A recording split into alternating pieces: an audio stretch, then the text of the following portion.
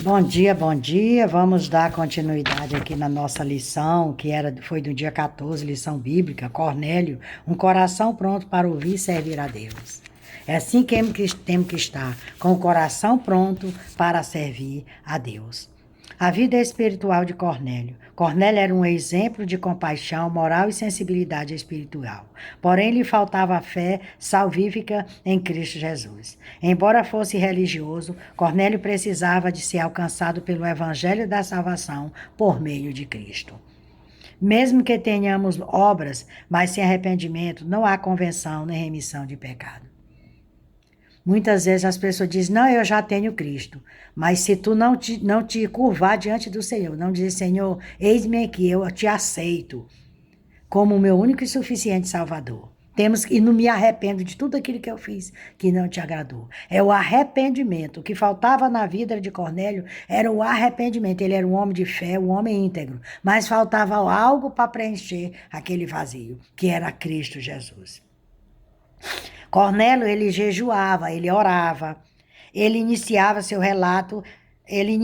relato a Pedro informando que há 4 dias estava em jejum e oração. É possível que ele tivesse a prática da oração todos os dias, às 3 da tarde, horário da oração de perdão de pecados no templo judaico.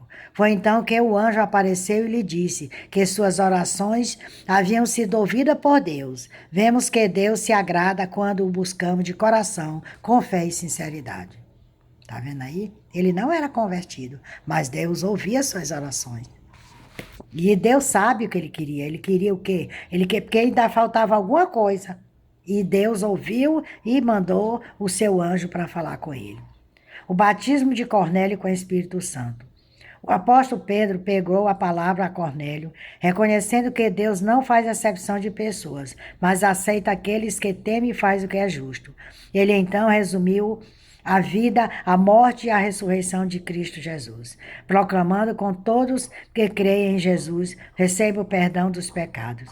Enquanto Pedro falava, o Espírito Santo desceu sobre Cornélio e todos que ali estavam, e eles começaram a falar em línguas e a glorificar a Deus. A Deus. O batismo de Cornélio nas águas. Ao testemunhar a descida do Espírito Santo, Pedro explica que não é possível proibir o batismo em águas.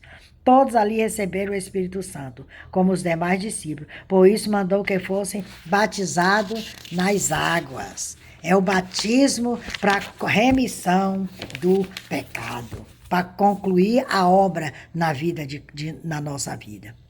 Assim, o apóstolo deixou claro que Deus tem um único povo sem acepção de pessoas. Cornélio, ele era um tipo de pessoas que eles não se misturavam com os judeus. Eles eram separados. Mas você quer conhecer mais sobre a história de Cornélio, a história de Pedro? Tira o dízimo do seu tempo para ler a Bíblia, para ver o Novo Testamento, porque essa palavra aqui ela está no Novo Testamento.